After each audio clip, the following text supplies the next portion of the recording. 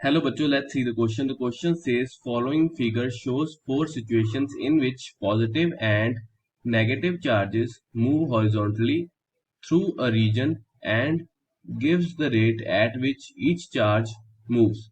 We have to rank the situation according to the effective current through the region greatest first. बच्चों इस question में देखिए, first of all हमें पता है हमारे करंट की वैल्यू क्या होती है. Current is equal to change of charge divided by time. तो ये होता है बच्चों हमारा rate of change of charge को हम क्या कहते हैं, इट इज आर करंट. तो बच्चों यहाँ पे एक और कंसेप्ट देखते हैं कि अगर हमारे पास कोई पॉजिटिव चार्ज हो और वो इस डायरेक्शन में जा रहा है, लेट करते हैं it is going from left to right.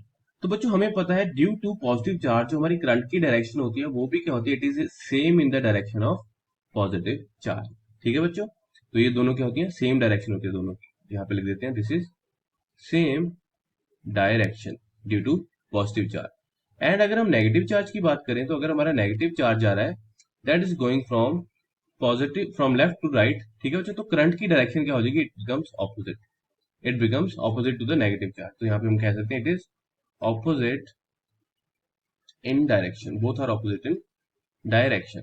ठीक है बच्चों, तो ये कंसेप्ट है हमारा. तो यहाँ पे देखते हैं फर्स्ट, अगर हम देखें यहाँ पे देखिए हमारा जो चार्ज है 7 कूलम वो पर सेकंड मूव कर रहा है टूवर्ड्स दी राइट साइड. तो बच्चों यहाँ पे हमारा करंट भी हो जाएगा इस साइड में और इसकी वैल्यू क्या होगी यहाँ पे I1 this will be equal to 7 coulomb.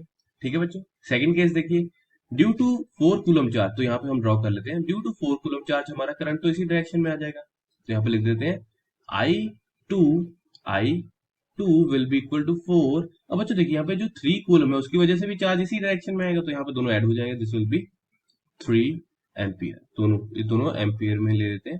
This is in bracket, ये भी हमारा क्या है, दिस इज इन एम्पियर.